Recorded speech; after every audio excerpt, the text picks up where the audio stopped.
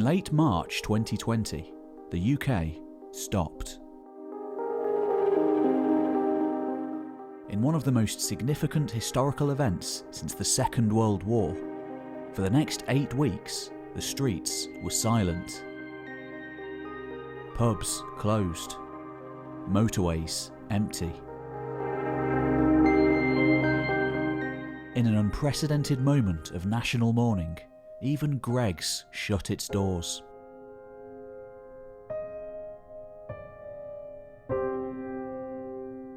And yet, all over the country, something strange happened too. People took up new hobbies, or got back to grips with old ones.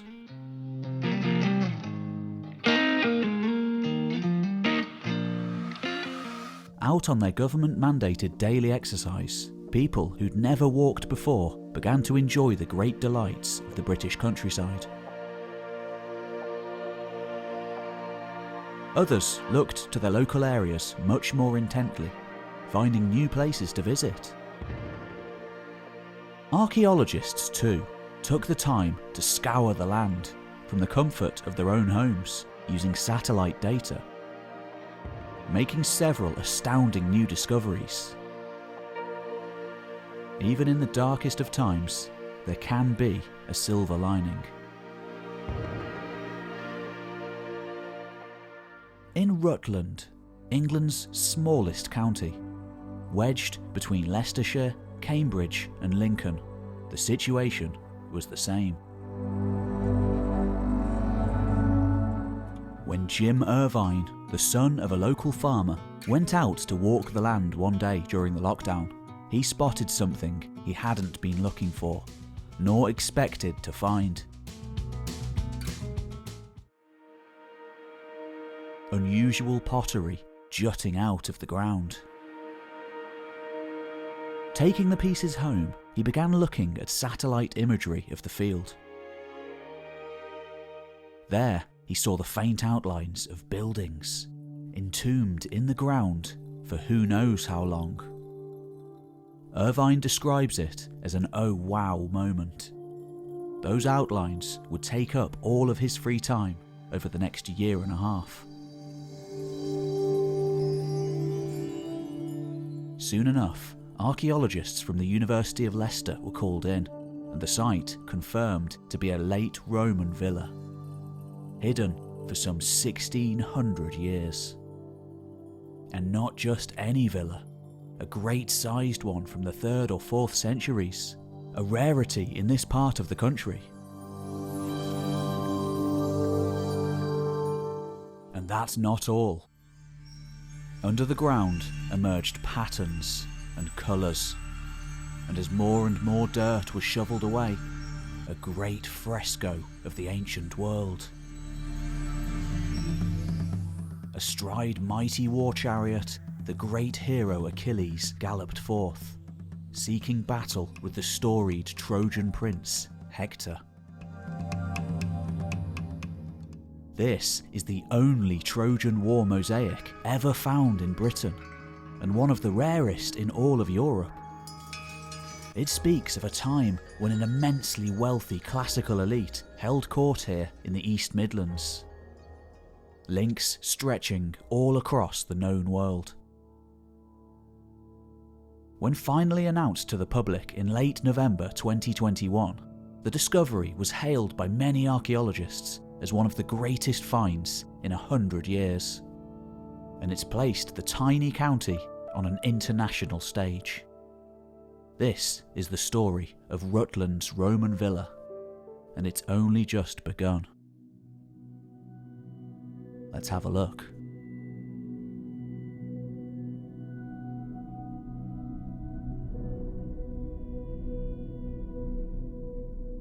When Constantius Chlorus arrived in Britain at the end of the 3rd century, a bloodthirsty warrior lord riding at the head of his battle-hardened legions, victorious from innumerable battles with kinsmen and barbarian hordes alike, he entered a land that had had little to do with much of the rest of the empire for at least a generation or more. The chaos of the 3rd century and the necessity of self-defence having spawned a slew of self-proclaimed emperors of Britannia. When they turned their gaze across the Channel, these little-known generals and military leaders looked to the similarly independent rulers of Gaul rather than Rome. And yet, they still saw themselves as Roman. By the year 300, however, times had changed. For all their pomposity and grandeur, all were usurpers in the eyes of the new boss, and all alike would be swept aside in his fury.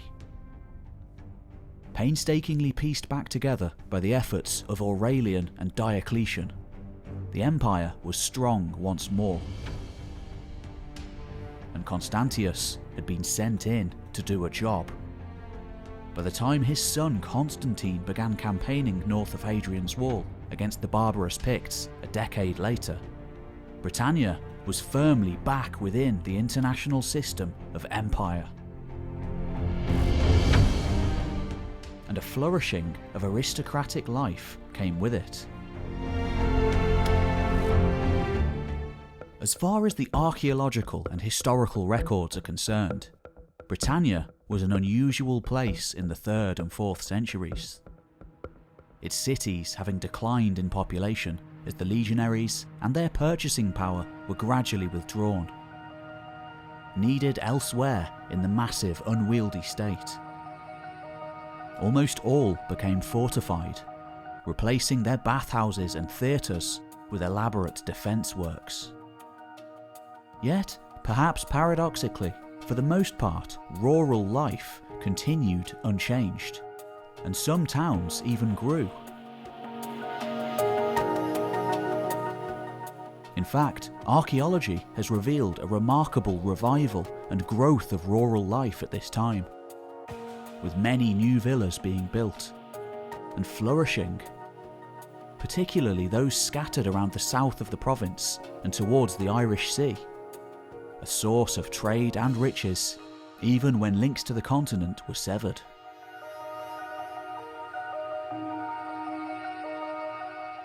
And now, as this new discovery hammers home, villas were by no means contained to the south, but show a flourishing of elite activity in the Midlands and the north too.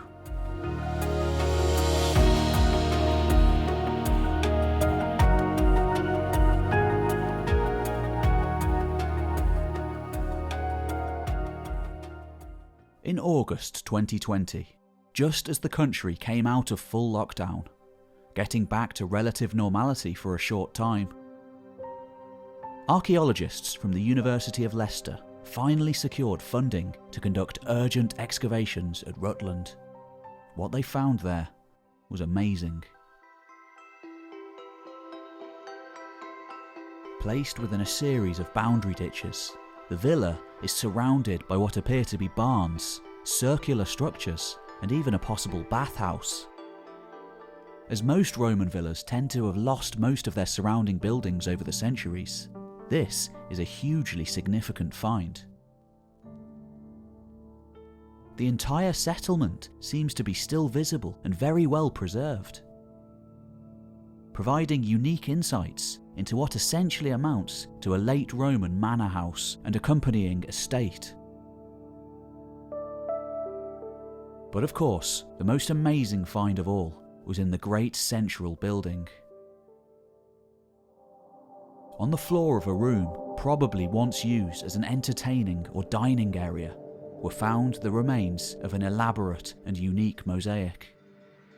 Measuring some 11 by 7 metres, this is the only depiction of Achilles and the Trojan War ever found in Britain, and one of only a handful from the entire empire.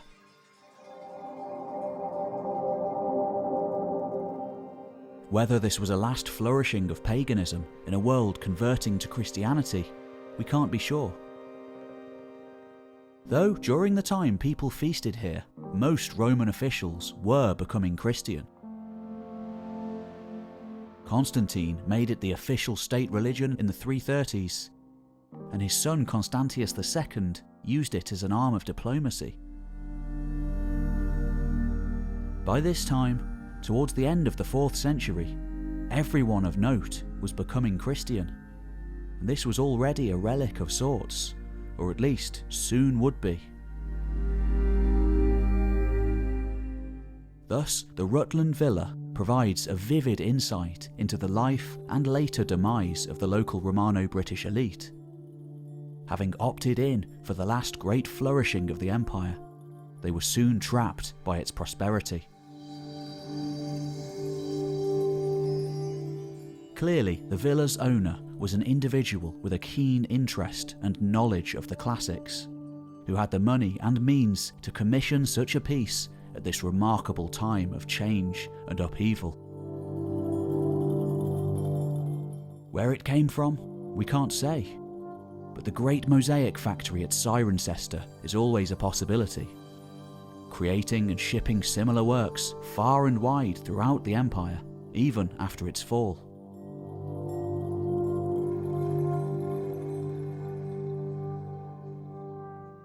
For by the early 5th century, if the inhabitants of this villa hadn't already left, they soon would.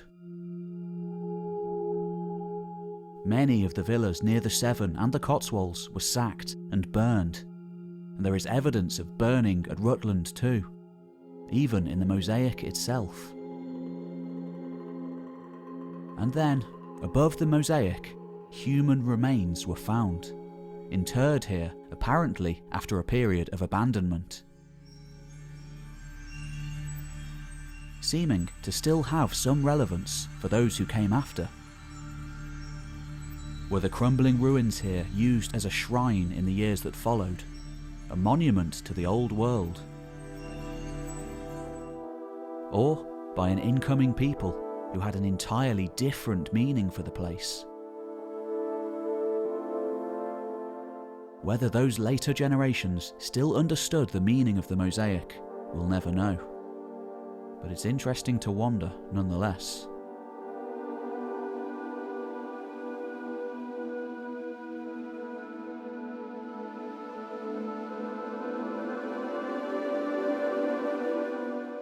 I recently walked the halls of the Great Museum of the Americas in Madrid, witnessing elaborate and immense frescoes of another lost world, that of the Maya.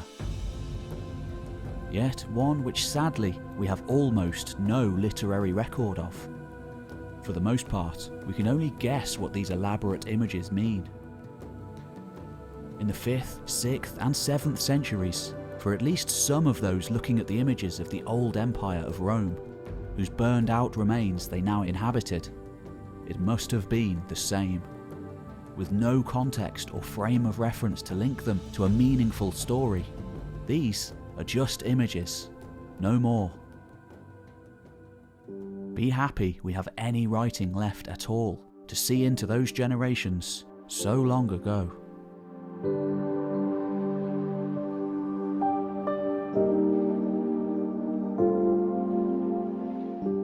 That ramble in 2020 was one which caused a remarkable discovery. Get out into the nature, people. Who knows what you will find? The Rutland Villa is on private land, its location hidden to protect it. Excavations will continue, and there are plans afoot to eventually open it to the public. Fingers crossed. You've been watching Archaeology News. Don't forget to like and subscribe. Let me know what you think in the comments, and I'll see you next time.